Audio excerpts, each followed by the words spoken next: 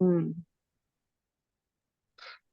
ये अपना 122 नंबर वाला पूरा हो गया था, जिसमें हम कहाँ हाँ हाँ। जावे, क्या करे, कैसे सुख हो, किस रीति से लक्ष्मी मिले, किस राजा की सेवा टहल आदि करे। इस विकल्पों में तो प्राणी चलते रहते हैं, जैसे मुझे क्या करना है क्या नहीं करना है। तो वो मोह के उदय में तो मनुष्य को कई तरह के ना करने वाले योग्य भी काम पड़ने पड़ते हैं। इसलिए सबसे पहले मोह अवश्य तोड़ना चाहिए। तो जब तक मोह नहीं छूटेगा, अपन आगे नहीं बढ़ पाएंगे। तो मोह से मोह को तोड़े जाए। अब ये 123 नंबर वाला श्लोक है, इसको सुनते हैं एक बार। 123। हम्म। विहाय व्यामोहं व्यामोहं प्रविशन्नितन्वादिविषये पुरोगं तत्तुण किमपि निजकार्यं ततबुधा नयेनेदं जन्म प्रविदिषो नृत्वादिघटिना पुनः स्यानन्द्वाह्य किं परमचोण्डां वर्षतैः। इसका आचार्य उपदेश देते हैं, अरे बुद्धिमानो, विशेष कहां तक कहे, कहां तक कहें विशेष।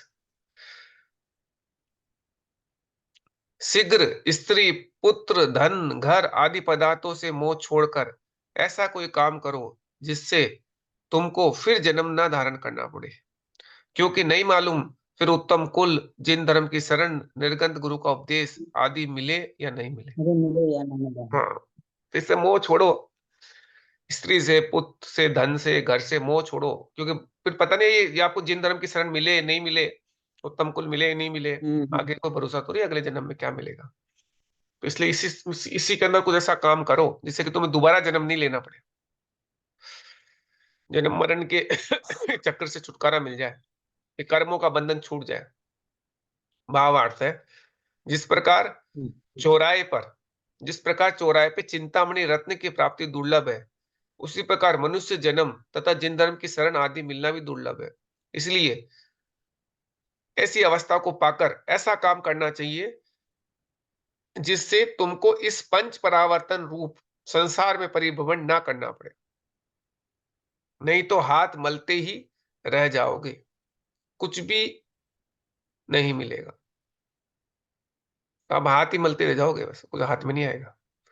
तो पंच परावर्तन जो है उस संसार का परिभ्रमण ना करना पड़े, तो उसको रोकना पड़ेगा। और कैसे कर सकते हो सोचो आप, नहीं तो कुछ भी हाथ में नहीं आएगा। अब उसके बाद इस सूत्र नंबर 124 नंबर का है कि आपको लगातार मेहनत करनी पड़ेगी इसके लिए। वाचस्तस्य प्रमाणं यः जिनपतिः सर्वविद्वीतरागो रागद्वेषादिदोषैरुपहतः मनसो निस्तस्यानृतत्वाम् एतन्निश्चित्य चित्ते श्रयत्यवत बुधा विश्वतत्त्वोपलब्धौ मुक्तिर्मूलं तमेक भ्रमर किमुभोस् वन्ददुष्पथेषु। इसमें इसका अर्थ यह है कि और भी आचार्य कहते हैं, जो समस्त पदार्थों को अच्छी तरह जानने वाला है तथा वीतराग है और ज्ञानावर्णी आदि चार घात्य कर्मों से रहित है, उसी का वाक्य प्रमाण है। किंतु उससे विपरीत जो अल्प ज्ञानी है, रागी आदि है, उनका वचन असत्य होने से प्रमाण नहीं है। तो जो भगवान ने कहा वही प्रमाणिक है, वही प्रमाण है। और बाकी हम्म। जो लोग जो बोलते हैं वो असत्य होने हम्म। का प्रमाणिक नहीं है। ऐसा मन में ठानकर हे पंडितों, केवल ज्ञान की प्राप्ति के लिए मुक्ति को देने वाले उस अरिहंत का ही आश्रय करो। क्यों व्यर्थ अंधे के समान जहां तहां खोटे मार्गों में गिरते फिरते पड़ोगे, फिरते तो फिरते। गिरते फिरते रहोगे। तो हम्म। अगर आप उस मार्ग को छोड़ दिया आपने, तो फिर क्या करोगे? अंधे के समान अंधे हो जाओगे आप, और फिर इधर उधर गिरते फिरोगे, कभी इधर गिर रहे हैं कभी उधर गिर रहे हैं। हम्म। तो जो भगवान की जो वाणी है वो ही प्रमाणिक है और उसी को सत्य मानना चाहिए, और बाकी जो वाणी है उसको सत्य नहीं मान सकते आप। वो क्या है? मिथ्या है। उस मिथ्या को सत्य मान लोगे तो संसार में भटकते ही रहोगे। अब आगे का सुनते हैं। यः कल्प्येत् किममपि सर्वविदोऽपि वाचि सन्देहतत्त्वमसज सञ्चिता सात्मबोध्या खेपात्रीणां विचरतां सुदीक्षितां संख्या प्रतिप्रविधाति सबाधमान्ध। इसका अर्थ यह है कि जो मूढ़ सर्वज्ञ के वचन में भी संदेह कर अपनी बुद्धि की गणंत से अपरमार्थ भूत तत्वों की कल्पना करता है, वह वैसा ही काम करता है जिस प्रकार अंधा मनुष्य आकाश में जाते हुए पक्षियों की गिनती में जैसे अंधा आदमी देख रहा है आकाश में कितने पक्षी घूम रहे हैं, उसकी गिनती कर रहा है, मैं अच्छे नेत्र वाले पुरुष के साथ विवाद करता है। इसका नेत्र अच्छा है, उससे विवाद कर रहा है, नहीं नहीं इतने पक्षी थे, और खुद तो अंधा ही है, फिर भी पक्षी की काउंटिंग में उससे कह रहा है कि नहीं इतने पक्षी थे, कितने पक्षी, उसमें वाद विवाद करने लग जाता है। तो वैसा स्थिति है उसकी, अपने मनगढ़ंत तत्वों की कल्पना करने लग जाते हैं। इसका भावार्थ यह है, इसको यह भी पता नहीं कि पक्षी कहाँ उड़ रहे हैं, कहाँ नहीं, कहाँ उड़ रहे हैं, कहाँ नहीं, वह कैसे सूझते, वह कैसे सूझते पुरुष के साथ पक्षियों की गिनती में विवाद कर सकता है, जो सूझते पुरुष के साथ भी पक्षियों की गिनती की बात कर सकता है। उसी प्रकार जिसको अंश मात्र में विशेष ज्ञान नहीं है, सिवाय सर्वज्ञ की कृपा से कैसे वस्तु के यथा स्वरूप को जान सकता है। इसलिए भव्य जीवों को सर्वज्ञ के वचन पे ही विश्वास करना चाहिए, अल्प ज्ञानियों के वचन पे कदापि नहीं करना। अल्प ज्ञानी के वचन पे विश्वास नहीं करना चाहिए। जो अल्प ज्ञानी अभी खूब मिल रहे हैं उनके चक्रों में नहीं आना चाहिए। जो सर्वज्ञ ने जो बोला है उसी पे विश्वास करो आप, और तभी आपका ये जन्म मरण से छुटकारा मिलेगा, नहीं तो फिर यहीं भटकते रहोगे। अब उसके बाद 126 नंबर का श्लोक है।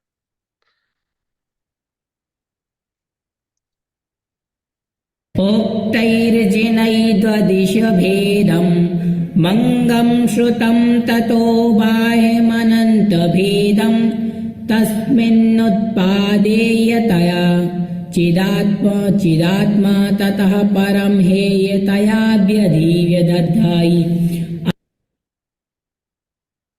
इसका अर्थ यह है कि श्रुत के दो भेद है, एक है अंग श्रुत और दूसरा बाह्य श्रुत। श्रुत के दो तरह के भेद होते हैं, अंग श्रुत और बाह्य श्रुत। उसमें अंग श्रुत के 12 प्रकार के होते हैं, द्वादशांग से बोलते हैं। अंग के कितने होते हैं? द्वादश भेद होते हैं, 12 अंग होते हैं, जैसे जिनेंद्र भगवान ने कहा है।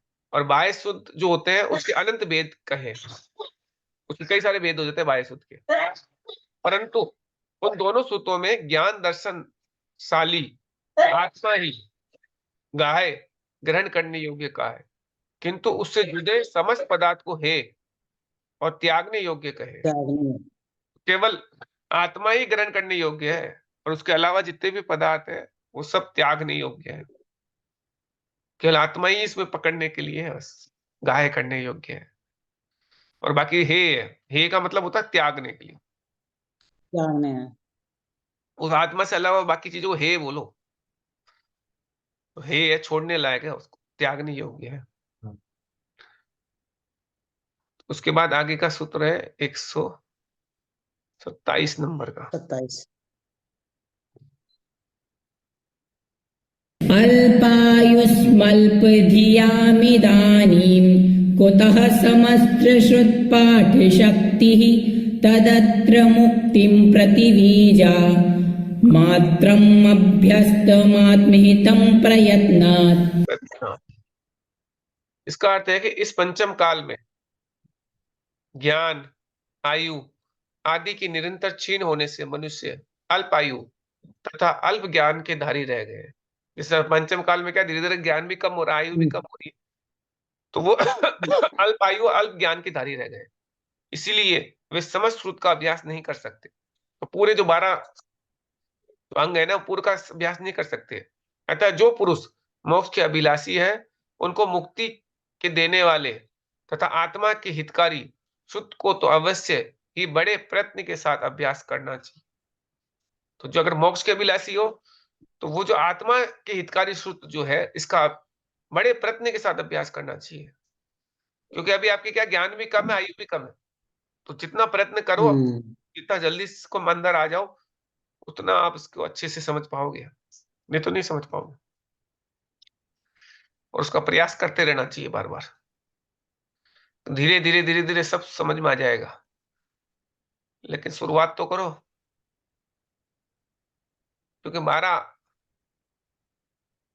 अंग बहुत निश्चेतव्यो जिनेन्द्रस्तदलतुलवचसां गोचरर्थे परोक्षे कार्यः सोऽपि प्रमाणं वदति किं परेण कालकोलाहलेन सत्यां चदमस्तताय मे समयपथस्वानुसूति प्रबुद्धा भूभो भव्या यदद्वं द्रवगमनिद्धा वात्मनि प्रीति भाजा।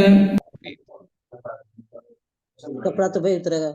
अब इसका ये वर्तमान है, अवश्य करना चाहिए, तथा जो पदार्थ सूक्ष्म तथा दूर होने के कारण दृष्टिगोचर नहीं है, किंतु जिनेन्द्र ने उसका वर्णन अपनी दिव्य ध्वनि से किया है, तो वे भी अवश्य है, ऐसा मानना चाहिए। तो इसे मानना चाहिए कि जिनेन्द्र भगवान है। ध्वनि में बोना है तो उसका मतलब है, परंतु जिनेन्द्र तथा जिनेन्द्र के वचन में व्यर्थ संशय करना ठीक नहीं है, क्योंकि इस काल में समस्त जीव थोड़े ज्ञान की धारी है। इसलिए आचार्य कहते हैं, जिन भगवान के कहे हुए सिद्धांत मार्ग से स्वानुभव से प्राप्त कर सदा प्रबुद्ध और अपनी आत्मा में प्रीति को बजने वाले हे भव्य जीव, तुम सम्यक दर्शन, सम्यक ज्ञान, सम्यक चैत्य रूपी निधि के लिए अवश्य यत्न करो। उसके लिए यत्न करो तुम, क्योंकि अपनी क्या है कि बुद्धि कम है। तो अपन वो जो जिनेन्द्र भगवान ने सूक्ष्म बातें बोली है ना, वो समझ में नहीं आती, तो उसमें डाउट मत करो, क्योंकि अपने पास बुद्धि कम है, तो डाउट मत करो, जो कहा है वो सही है, ऐसे मानो।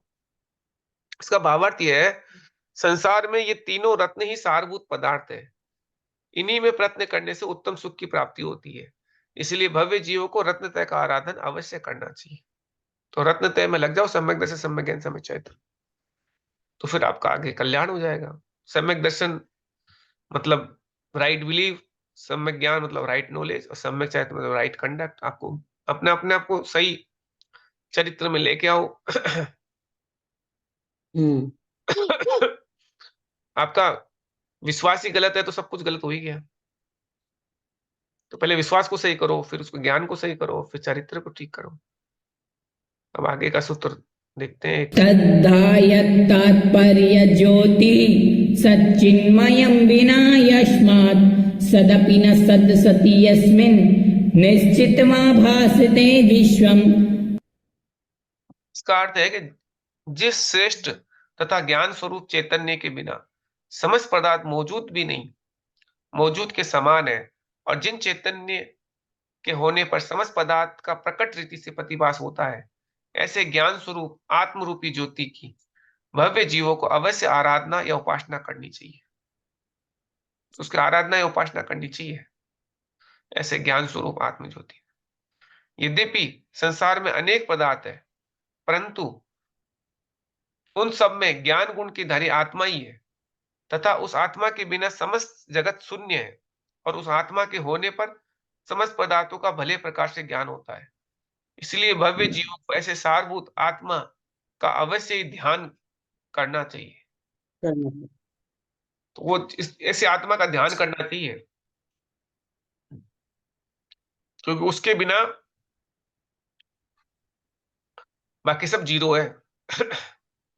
क्योंकि ज्ञान रूप चैतन्य है, वो चैतन्य आत्मा है। तो फिर आपको चीज समझ में आ रही है, वो आत्मा गई, खेल खत्म, जगत शून्य हो गया। अब 130 नंबर।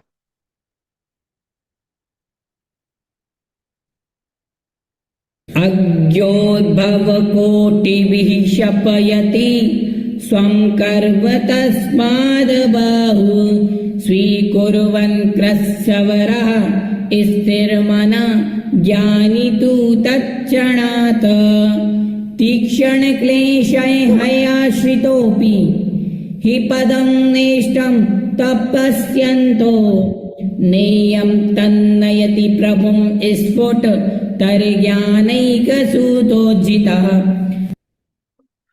इसमें आचार्य कहते हैं कि अज्ञानी जीव कठोर तप आदि के द्वारा, जो अज्ञानी जीव होता है वो बहुत सारे तप करते हैं, उसके द्वारा जितने कर्मों को करोड़ों वर्षों में क्षय करता है, बहुत करोड़ वर्ष लग जाते हैं क्षय करने में अज्ञानी को, उससे अधिक कर्मों को, उससे भी अधिक कर्मों को स्थिर मन होने, स्थिर मन अगर आपने ले लिया, मन में स्थिरता ले ली, होकर संवर के धारी ज्ञानी जीव क्षण मात्र में क्षय कर देता है। तो अज्ञानी को तो करोड़ों वर्ष लग रहे हैं और ये क्षण में ही कर दिया उसने, क्योंकि आपके मन स्थिर है। सो ठीक ही है, क्योंकि जिस तप रूपी रथ में तीक्ष्ण क्लेश रूपी घोड़ा लगे हुए हैं, किंतु ज्ञान रूपी सारथी नहीं है, तो वह तप रूपी रथ कदापि आत्म रूपी प्रभु को मोक्ष स्थान में नहीं ले जा सकता। तो आपके घोड़े तो बहुत तेजी से भाग रहे हैं तप रूपी, लेकिन सारथी जो है, घोड़ों को कंट्रोल करने वाला ज्ञान रूपी सारथी वो है ही नहीं। तो घोड़े भागते जाएंगे, लेकिन आपको मोक्ष स्थान पे तो नहीं ले जाएंगे ना प्रभु को। मोक्ष स्थान में कब जाओगे? जब इस पे कंट्रोल होगा, और कंट्रोल किससे होगा? ज्ञान से होगा। तो इसलिए ज्ञानी के क्षण मात्र में वो नष्ट हो जाती है। तो कोटि जन्म तपे ज्ञान कर्म जरे हैं, तो कोटि जन्म ज्ञानी के छिन्न मात्र, ज्ञानी के छिन्न मात्र में छह जाते हैं। ये इसमें छह डाला में भी आती है ये लाइन, सेम लाइन है। तो वो आप कोटि जन्म में आपने तप जितने तपे हैं, वो ज्ञानी के क्षण मात्र में ही नष्ट हो जाते हैं, वो कर्म उतनी जल्दी नष्ट कर देता है। भावार्थ है, जिस प्रकार किसी रथ में यद्यपि अच्छे अच्छे घोड़े मौजूद है, किंतु उन घोड़ों पे चलाने वाला सारथी नहीं है, तो कदापि वह रथ में बैठने वाले पुरुष को यथेष्ट स्थान पर नहीं पहुंचा सकता, वो सही जगह नहीं पहुंचा सकता। उसी प्रकार नाना प्रकार के दुखों को सहन कर पंचाग्नि आदि तप भी किए, परंतु वस्तु के यथार्थ स्वरूप को न जाना, तो कदापि उत्तम सुख की प्राप्ति नहीं हो सकती। इसलिए भव्य को चाहिए कि वह सम्यक ज्ञान पूर्वक तप को करे, तभी उनको उत्तम सुख की प्राप्ति हो सकती है। उत्तम सुख लेना है तो सम्यक ज्ञान पूर्वक तप करे, नहीं तो आपकी तप की साधना नहीं हो पाएगी। फिर उसके बाद 131 नंबर का श्लोक है। कर्माब्दौ तद्विचित्रोदयलहरी भरव्यापोले व्यापदोग्रा भ्राम्यन्नकादिक्रीडे मृतजन नलसद्वाडवावर्त गर्ते मुक्ता सक्त्या हतां प्रतिगति सा पुमानमज्जनुमज जनाभ्य मप्राप्य ज्ञानपोतं तदनुगत जडः पारिगामी कथम स्यात्। इसमें ग्रंथकार कहते हैं, जो आचार्य पद्मनाभ जी महाराज कहते हैं कि यह कर्म एक प्रकार का बड़ा भारी समुद्र है, क्योंकि जिस प्रकार समुद्र के अनेक लहरों से व्याप्त है, समुद्र में अनेक लहरें होती हैं, उसी प्रकार ये कर्म रूपी समुद्र भी अनेक उदय रूपी लहरों से व्याप्त है। कर्मों के उदय आते रहते हैं लहरों में, तो उदय रूपी लहरों से व्याप्त है। तथा जिस प्रकार समुद्र में नाना प्रकार के भयंकर मगरमच्छ आदि हुआ करते हैं, उसी प्रकार इस कर्म रूपी समुद्र में इष्ट वियोग, अनिष्ट संयोग आदि नाना प्रकार के आपत्ति रूप मगरमच्छ विद्यमान है। तथा जिस प्रकार समुद्र में बड़वानल, भंवर, खड्डे हुआ करते हैं, जैसे वो चक्रवात आता है ना, बड़वानल, भंवर, खड्डे हुआ करते हैं, उसी प्रकार इस कर्म रूपी समुद्र में भी नाना प्रकार के जन्म मरण आदि बड़वानल भंवर है, जन्म मरण का आ जाता है भंवर। इसलिए ऐसे भयंकर समुद्र में शक्तिहीन तथा अनादि काल से सर्वत्र गोता खाता हुआ मनुष्य जब तक ज्ञान रूपी अनुकूल जहाज को प्राप्त ना कर करेगा, ज्ञान रूपी जहाज तब तक प्राप्त नहीं करेगा, तब तक कदापि उसको इसको पार करना है तो ज्ञान रूपी जहाज को प्राप्त करना पड़ेगा, उसके बाद उसको पार कर पाएगा। अब इसका भावार्थ है, जिस प्रकार को शक्तिहीन मनुष्य मगरमच्छ आदि से भयंकर समुद्र में पड़ जावे, तो वह नाना प्रकार के गोते खाता है, किंतु यदि उसको जहाज मिल जावे तो वह शीघ्र ही पार हो जाता है। उसी प्रकार कर्म, जिसका दूसरा नाम संसार है, इस प्रकार के भयंकर समुद्र है, जिसमें भी जब तक जीव ज्ञान रूपी जहाज को प्राप्त नहीं करते, तब तक नाना प्रकार की गतियों में भ्रमण करते, किंतु जिस समय वे उस अनुकूल ज्ञान रूपी जहाज को पा लेते हैं तो वह बात ही बात में संसार रूपी समुद्र से पार हो जाते हैं तथा फिर उनको संसार रूपी समुद्र में आना भी नहीं पड़ता है।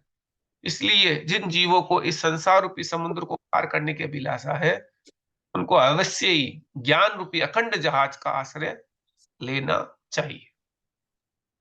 अगर आपको ये संसार को पार करने की इच्छा है तो ज्ञान रूपी जहाज का आश्रय ले लो, तभी आप पार कर पाओगे, नहीं तो यहीं भटकते रहोगे। अब 132 नंबर का श्लोक है। स्वन्मोहमहान्धकारकलिते त्रैलोक्य सद्मन्यन्यासौ जैनी वाग्मल्प्रदीपकलिका न स्याद्यति द्योतिका भावानुपलब्धिरेव न भवेत् सम्यक् दृष्टेतर प्राप्ति त्याग कृते पुनस्तनु व्रताम दूरे मतिस्तादृशी। इसका अर्थ यह है कि मोह रूपी गाढ़े अंधकार से व्याप्त, जो मोह रूपी गाढ़े अंधकार से व्याप्त इस तीन लोक रूपी मकान को प्रकाश करने वाला यदि यह भगवान की वाणी रूप दीपक न होता तो इष्ट की प्राप्ति तथा अनिष्ट का त्याग तो दूर रहे, मनुष्यों को पदार्थ का भी ज्ञान नहीं होता।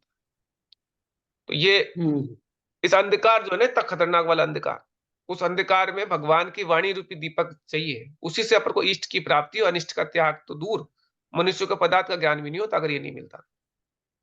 क्या पदार्थ है ये समझ में नहीं आते, इष्ट अनिष्ट की तो बात छोड़ो। इसका भावार्थ है कि जिस प्रकार किसी अंधेरे मकान में बहुत सी वस्तु रखी हुई है, यदि उन वस्तुओं का प्रकाश करने वाला उस मकान में दीपक न होगा तो उसमें न तो लेने योग्य इष्ट वस्तु को ले ही सकेंगे और न ही छोड़ने योग्य चीजों को छोड़ सकेंगे। उसी प्रकार जब तक पदार्थ के स्वरूप को भली भांति न जानेंगे तब तक न तो ग्रहण करने योग्य वस्तु को ग्रहण कर सकेंगे और न त्यागने योग्य वस्तु का त्याग कर सकेंगे। इसलिए सबसे पहले पदार्थ का स्वरूप जानना चाहिए। पदार्थ के स्वरूप को जानोगे तभी आपको करना है कि क्या क्या लेना है क्या छोड़ना है, नहीं तो उसी में उलझे रह जाओगे। पदार्थ में क्या क्या लेना है क्या छोड़ना है इसके लिए जरूरी है तो पहले जानो फिर उसके बाद कुछ कुछ को ग्रहण करो कुछ को छोड़ो। उन पदार्थों का जानना वर्तमान में केवली आधिक्य न होने के कारण, अब भगवान तो है नहीं यहाँ पे, केवली तो है नहीं, इसलिए बिना जिनवाणी के नहीं हो सकता, पदार्थ को नहीं जान सकते। इसलिए भव्य जीवों को जिनवाणी माता का प्रीति पूर्वक आश्रय करना चाहिए। आश्रय करना। जब तक भगवान तो है नहीं, भगवान की वाणी है नहीं, तो अब आपको क्या करना है, अब आप जिनवाणी में जो लिखा हुआ है उसका आश्रय ले लो, तो उसमें जो लिखा है उसको सच मानो। उसके बिना तो आप कुछ कर ही नहीं पाओगे, ऐसे उलझते रहोगे। मैं आता हूँ 5 मिनट।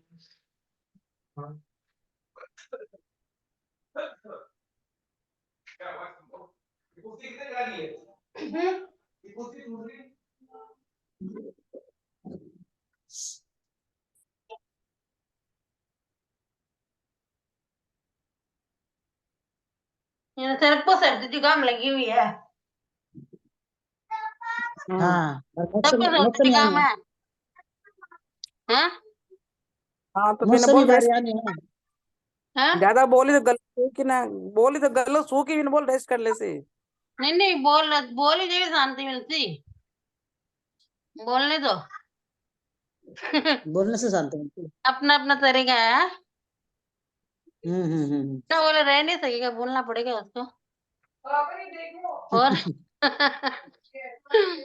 और और ठीक है बस। और बाकी तो सर्दी लगी रही है, इनको भी लग सर्दी रही तो है। है ही आज ना। राजू जी को बुलाया है, हैं? आज राजू जी ने बुलाया है, अच्छा आके देख के जाओ सबको। अच्छा। वो उनकी बात देखने का है ना, कब कितना है क्या नहीं है। तो राजू जी ने अच्छा कहना तू, मैं हाँ? सोची तू जा रही है, है? मैं सोची तू राजू को जा रही है। ना राजू जी को बुलाते थे मुझे, मैं कहाँ जाऊँ, मैं बहुत कम जाऊँ। हाँ, घर ही बहुत कम जाऊँ। हाँ, हाँ सही है तो। सही है तो कभी जाना चाहिए। ला क्या जा। हुआ?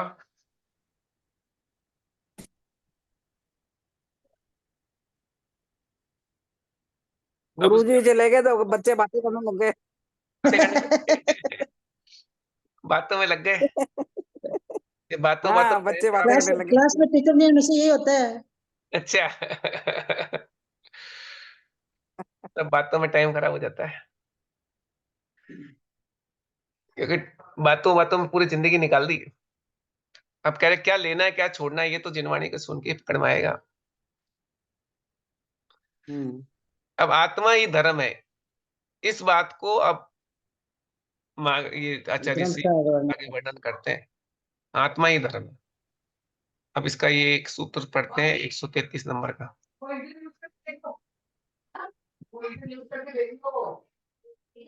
शान्ते कर्ण्युञ्चित् सकलक्षेत्रकालादितौ लब्धा स्वास्थं कथमपि लसद्योगमुद्रावशेषम् आत्मा धर्मो यदयं सुखं सुखस्फीतसंसारगर्ता दुध्यर्थ स्वासुखमयं पदे धारयत्मायात्मनैव। इसका अर्थ है कि समस्त कर्मों के उपशम होने पर तथा द्रव्य क्षेत्र काल भाव रूप योग्य सामग्री के मिलने पर जब यह आत्मा ध्यान में लीन होकर अपने स्वरूप का चिंतन करता है, उस समय नाना दुखों के देने वाले संसार रूपी गट्ठे से छूटकर अपने से ही अपने को उत्तम सुख में पहुंचाता है। इसीलिए आत्मा के अतिरिक्त कोई धर्म नहीं है। ये है मेन बात। तो जब तक आदमी आत्मा में लीन होकर अपने स्वरूप का चिंतन करेगा तभी वो छूट पाएगा गड्ढे से, नहीं तो इस गड्ढे में ही रहेगा।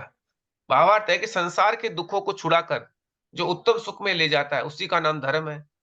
आत्मा भी अपने से अपने को उत्तम सुख में ले जाता है, इसलिए आत्मा ही परम धर्म है। इसलिए भव्य को चाहिए कि वे अपने आत्मा का ही चिंतन करें। अपने शरीर से अलग आत्मा का चिंतन करो, तभी आप इस खड्डे से बाहर निकल पाओगे, नहीं तो संसार रूपी खड्डे में ही रहोगे। अब आत्मा का वास्तविक स्वरूप का वर्णन होता है 134 नंबर का।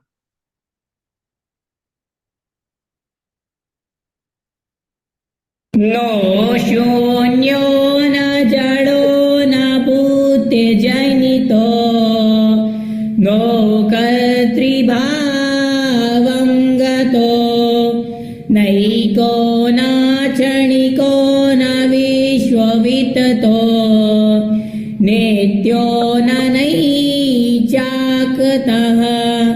आत्मा कायमित से कदेक निलयः कर्ता च भोक्ता स्वयं संयोक्तः स्थिरता विनाशजननं प्रत्येकमेकक्षणे। अब इसका अलग अलग चीजों से बता रहे हैं, अलग अलग सिस्टम है।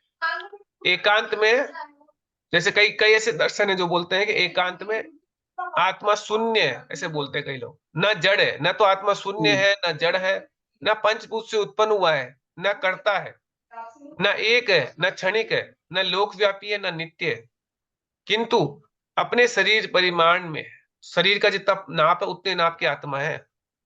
अब बता रहे अपना अपन जो कहते हैं, ये सारे दर्शन है अलग अलग लोग इस संसार में चलते हैं। तो कोई कहता है कि आत्मा पंचभूत से बना हुआ है, तो आत्मा पंचभूत से नहीं बना हुआ है। तो ये इसकी साइज क्या है, इस शरीर के प्रमाण की। अब ये सही बात है। तथा सम्यक दर्शन सम्यक ज्ञान आदि गुणों का आधार है और अपने कर्मों का करता है और अपने कर्मों का भोगता है। आत्मा ही अपने कर्मों का करता है और भोगता है तथा एक ही क्षण में सदाकाल उत्पाद व्यय और ध्रुव्य इन तीनों धर्मों से सहित है। उत्पाद व्यय ध्रुव्य तीनों चीजें पाई जाती है एक क्षण में। इसका भावार्थ यह है, इस श्लोक में ग्रंथकार ने तो वो बता रहे हैं नास्तिक आदि के सिद्धांत में एकांत से माना हुआ आत्मा का स्वरूप नहीं हो सकता। ये बतलाकर जैन सिद्धांत के अनुसार असली आत्म स्वरूप का निरूपण किया है, जो कि शून्यवादी का सिद्धांत है कि संसार में कोई वस्तु विद्यमान नहीं। ये जितने पर स्त्री, घर, कपड़ा, घड़ा आदि पदार्थ है, समस्त ब्रह्म स्वरूप है। इसलिए आत्मा भी कोई पदार्थ नहीं, ये भी एक ब्रह्म स्वरूप है। इसका आचार्य समाधान कहते हैं नो शून्य, कोई शून्य नहीं है। अर्थात तुमने जो एकांत से आत्मा को शून्य मान रखा है, ये सर्वदा मिथ्या है। क्योंकि मैं सुखी हूं तथा मैं दुखी हूं इत्यादि स्वसंवेदन प्रत्यक्ष से आत्मा प्रत्यक्ष सिद्ध होती है। आपको दुखी सुखी दुखी का अनुभव तो होता ही है, तो इससे आत्मा की सिद्धि भी होती है। तो शून्य नहीं है आत्मा। इसलिए सर्वदा शून्य न कहकर किसी रीति से आत्मा शून्य है, किसी रीति से नहीं है, ऐसा आत्मा का स्वरूप तुम मानना चाहिए। तो अगर एकांत में जाओगे तो कह सकते हो कि किसी रीति से शून्य है, किसी में नहीं है। किंतु अब आगे कह रहे हैं कि ऐसा मानोगे कि किस प्रकार का दोष नहीं आ सकता, क्योंकि पर रूप की अपेक्षा से आत्मा को नास्ति अर्थात शून्य है, किंतु स्वरूप आदि की अपेक्षा आत्मा विद्यमान है। इस तरीके से बता दिया कि आत्मा पर रूप की अपेक्षा से मान रहे तो उसको नास्ति क्या है कि ये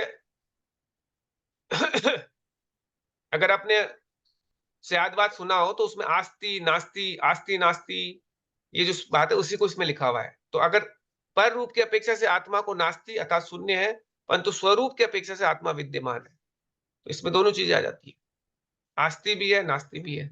जिस प्रकार घटपट, इन दोनों में घटित्वेन रूपेण तो घट है, परंतु पटेत्व रूपेण नहीं है, क्योंकि घट का घटत्व ही स्वरूप है, पटत्व रूप नहीं है, किंतु पर रूप है। यानी कि घट है तो पट नहीं है, पट है तो घट नहीं है, दोनों में से एक चीज ही होगी ना। अगर घट है, घड़ा है तो कपड़ा नहीं हो सकता, कपड़ा है तो घड़ा नहीं हो सकता, पट पट नहीं हो सकता। घट का घटत्व और पट का पटत्व स्वरूप पर रूप है। उसी प्रकार आत्मा भी अपने आत्म स्वरूप तथा ज्ञानादि गुणों की अपेक्षा से मौजूद है, किंतु पुद्गल तत्व तथा स्पर्श आदि की अपेक्षा से नहीं है। अगर उसमें पुद्गलत्व नहीं है, स्पर्श आदि, ये इसकी अपेक्षा आत्मा में ये चीजें नहीं पाई जाती, क्योंकि आत्मा के पुद्गलत्व और स्पर्श आदि स्वरूप नहीं, पर रूप है। इसलिए इस रीति से कथनचित आत्मा शून्य भी हो सकता है, किंतु सर्वदा नहीं। उस तरीके से आप देखोगे उसमें स्पर्श रस गंध वर्ण पाया नहीं जाता, पुद्गल स्वरूप नहीं है, तो इसलिए उसको शून्य बोल देते हैं। पर ऐसे शून्य बोलना भी, पूरा कंप्लीट में शून्य बोलना भी गलत है। अब उसके आगे आता है तथा न्यायिक कोई एक दर्शन होता है, ये मानते हैं जब तक आत्मा संसार में रहता है तब तक तो ज्ञान सुख आदि के संबंध से ये ज्ञानी तथा चेतन कहा जाता है, किंतु जिस समय इसको मोक्ष हो जाता है उस समय इस आत्मा के साथ किसी प्रकार का ज्ञान सुख आदि का संबंध नहीं रहता है। उनका सिद्धांत भी यही है कि नवात्मा विशेष गुणान्मुच्छेद पुरुषस्य मोक्षिति, अर्थात बुद्धि सुख दुख इच्छा द्वेष प्रयत्न धर्म अधर्म संस्कार, ये आत्मा के 9 विशेष गुण है। जिस समय ये 9 गुण आत्मा से जुदे हो जाते हैं उसी समय आत्मा को मोक्ष हो जाता है। इसीलिए मोक्ष अवस्था में आत्मा सर्वदा जड़ है, तो उसको जड़ बोल देते हैं। उस टाइम आत्मा जब मोक्ष चली जाती है तो जड़ की जैसी हो जाती है। तो इस तरीके से आचार्य समाधान देते हैं न जड़, तो इसलिए तुमने एकांत में आत्मा को जड़ मान रहा है, ये भी असत्य है, सर्वदा असत्य। क्योंकि ज्ञान और आदि दर्शन से आत्मा कभी अलग नहीं हो सकती, ज्ञान दर्शन तो हमेशा आत्मा में रहेगा, और वो मोक्ष अवस्था में छूट जाए ये हो नहीं सकता। तो ये चीज अलग अलग दर्शन और उसके बारे में चर्चा चल रही है, और इसको अब कल देखेंगे। अभी अपन निर्वाणी स्तुति करते हैं। जावाणी के जानते सुजे लोकालोक, सोमानी मस्तक धरे सदा देखो दो, तेज नवाणी धरती कोई जपो दिन रे, जो तेरा स्वाभिमान है सो पावे सुख चे। एक बात को सही करने के लिए कई बातों को गलत बतानी जरूरी होती है, तब वो बात अपनी सही हो जाती है। जो अभी चल रहे हैं ना, बुद्धिस्ट में चल रहे हैं, वो की चल रहे हैं, तो उन सबको अलग अलग जो दर्शन है ना, उन सब दर्शनों को गलत सिद्ध करके